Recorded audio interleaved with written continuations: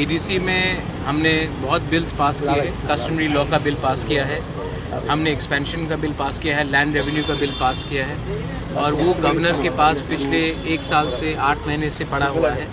वो बिल में कुछ विचार नहीं हो रहा है, कोई डिसीजन नहीं मिल रहा है, तो उस विषय में बात किया। एडीसी में फंडिंग का प्रॉब्लम है, हेल्थ का हमने बहुत स्कीम्स उठाया है लेकिन गवर्नमेंट ने अभी तक फंड्स रिलीज़ नहीं किया, उस विषय में बात किया। और बहुत चीज़ था जैसे कि हमारे कॉन्स्टिट्यूशनल सोल्यूशन, उसमें भी बात किया, तो बहुत चीज़ों में बात की। तो कल इंटरलोकेटर आने वाले थे, क्या आएगा? क्या इंटरलोकेटर कल नहीं आएगा क्योंकि जेन्युइन प्रॉब्लम है।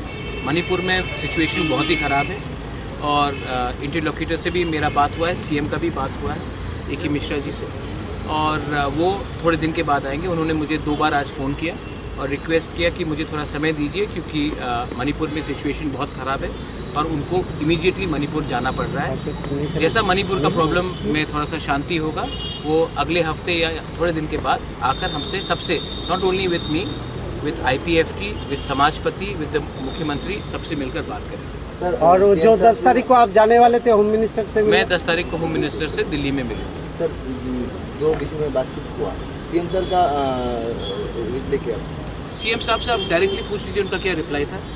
मुझसे तो अच्छी तरीके से बात हुआ लेकिन मैंने अपना स्पेसिफिक पॉइंट्स रखा है। सीएम साहब ने कहा है कि वो जैसे कि फाइनेंस का हो या जो बिल्स गवर्नर के संग पड़े हैं, जो हमारे ट्राइबल कस्टमरी लॉ बिल्स हो, हमारा जो भी बिल्स गवर्नर के संग पड़े हैं, वो बात वो अपने चीफ सेक्रेटरी, फाइनेंस सेक्रेटरी से बैठकर बात करके मालूम करेंगे कि स्टेटस क्या है।